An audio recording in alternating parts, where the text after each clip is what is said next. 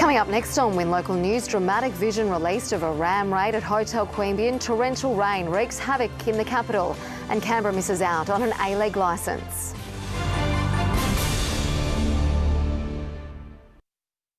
Across Canberra and its surrounding regions, this is Win News.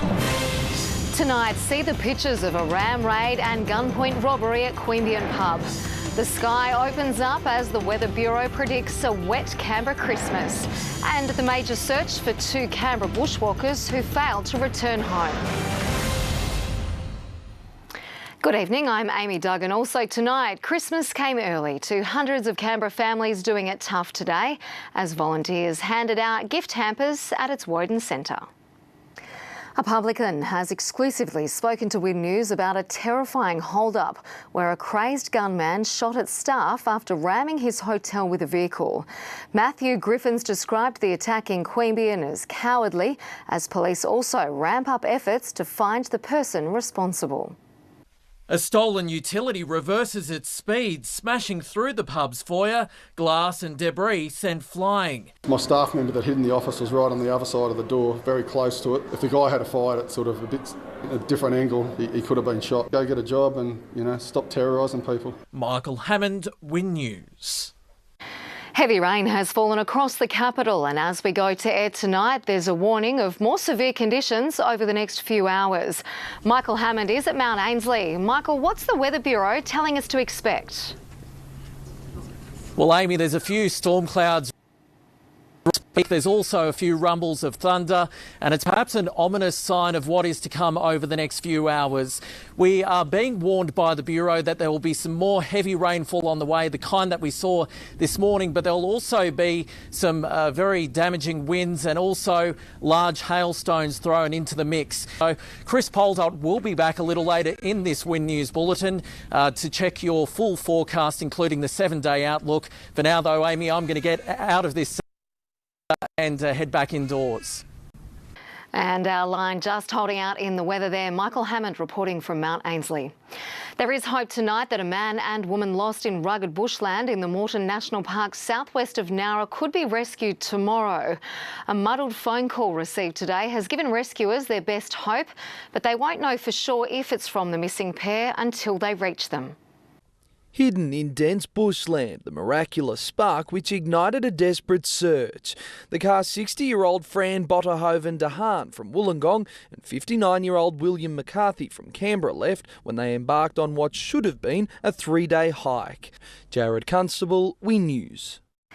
The ACT government has admitted a new convention centre is not an immediate infrastructure priority. In fact, it's not even in the top 3. During discussions of the Labor Greens deal, it emerged progress on the Australia Forum complex, first proposed in 2015, won't happen within this parliamentary term. To be frank, we're going to build a new hospital and the Spire Centre before we're going to build a convention centre. A Labor MLA is stepping up efforts to audit Canberra's crematorium following revelations a case of lost ashes is not an isolated incident.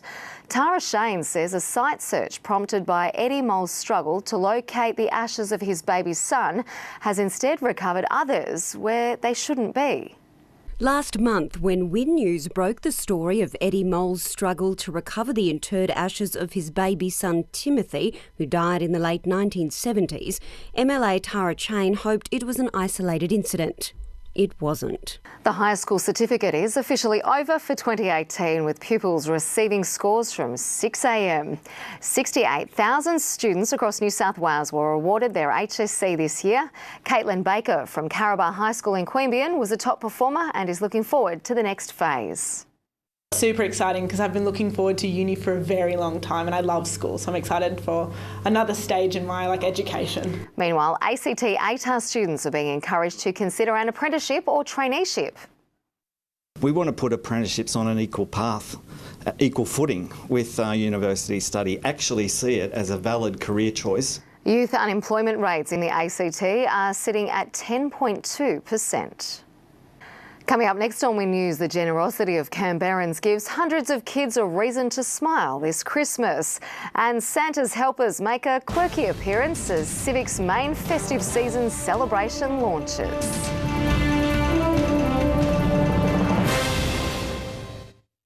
Mobile phones are to be banned in New South Wales primary schools. The move aims to address online bullying and stop kids from being distracted in the classroom, but some believe it's not the best approach. I would prefer to see guidelines for teachers, parents and schools to make decisions about which technologies come into schools and which technologies don't. City retailers and publicans hope a nearly 2-week Christmas celebration will deliver the shot in the arm they need, with some reporting a sluggish start to the festive season. Shoppers are also being urged not to be put off by the rain, with plans in place to make sure you can soak up the atmosphere without getting soaked. This quirky Christmas time merrymaking signalling the final countdown to the big day. Christmas can be a time when families doing it tough are carrying a weight on their shoulders. But the Smith family is doing its part to lighten the load this year, with more than 280 families in need collecting toys and hampers today. Sorting and packing, Smith family volunteers working overtime to get hampers ready for families in need, all in time for Christmas. In every bag there's usually a small gift and a large gift and some stocking fillers to make sure that the kids have a really wonderful morning on Christmas Day. Time for sport now, and Canberra and Capital Region bid team determined to continue the fight for an A-League licence. A semi-finals berth secured for Andrew Charter and the Kookaburras, and the UC Capitals show off their special Indigenous jersey.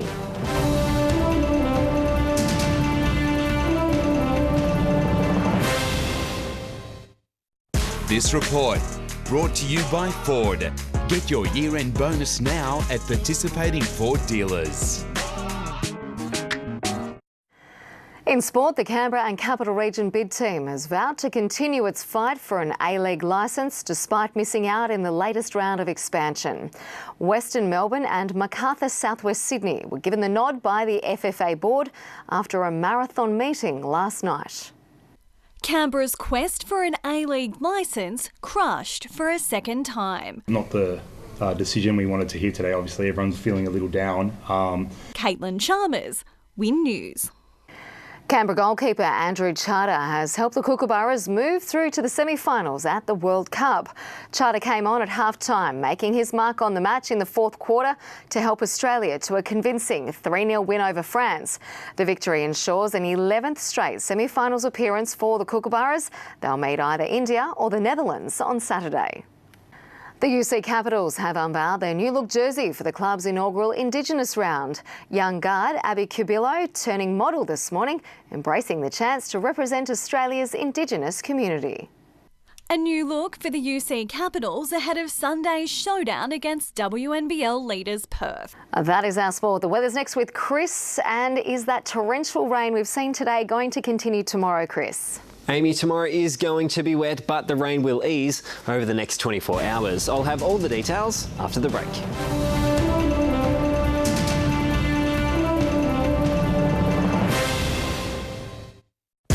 This report brought to you by Australia Post, helping Australian communities every day. Welcome back. Showers and thunderstorms were observed across the state today. Tonight's weather photo is from Fon. Amazing rich oranges and reds in the sky. Incredible shot of these clouds, Fon. Thank you very much. First tonight, let's have a look at that rainfall in the 24 hours to 9 a.m. Sullivan Creek picked up 36 millimetres into the gauge. Horse Park received 29 millimetres. Let's have a look at the details from today. It was humid with some showers about the coast. Wollongong 22, just 23 degrees, 21 the top for Nowra. Further south, Bateman's Bay topped out at 22 degrees and 26 was the high in Bega. Looking inland now, showers for Cooma and the winds gusted to 41 kilometres an hour. Stronger for Thredbo, 76k winds there. Towards the ACT, around 7 millimetres into the gauge at Goulburn to 5 p.m. Braidwood picked up around 8 millimetres of rain to 5 p.m. today. On the satellite, a low-pressure centre is expected to form near the Victorian border. This system, combined with high levels of moisture, is generating shower and some severe thunderstorm activity throughout the state. On the synoptic chart, heavier showers and thunderstorms are expected to contract further east during Friday and Saturday, then to the northeast on Sunday. Now, warm, humid air in the Western Plains combined with an upper low pressure system has triggered a severe weather warning issued earlier today. Giant hail, heavy rainfall and destructive winds are possible across parts of the region. To the forecast now for the south coast, showers and thunderstorms now are 18 to 27, 24 will be the top for Ulladulla. Further south, Maria 17 to 25 degrees, Bega's heading for 24.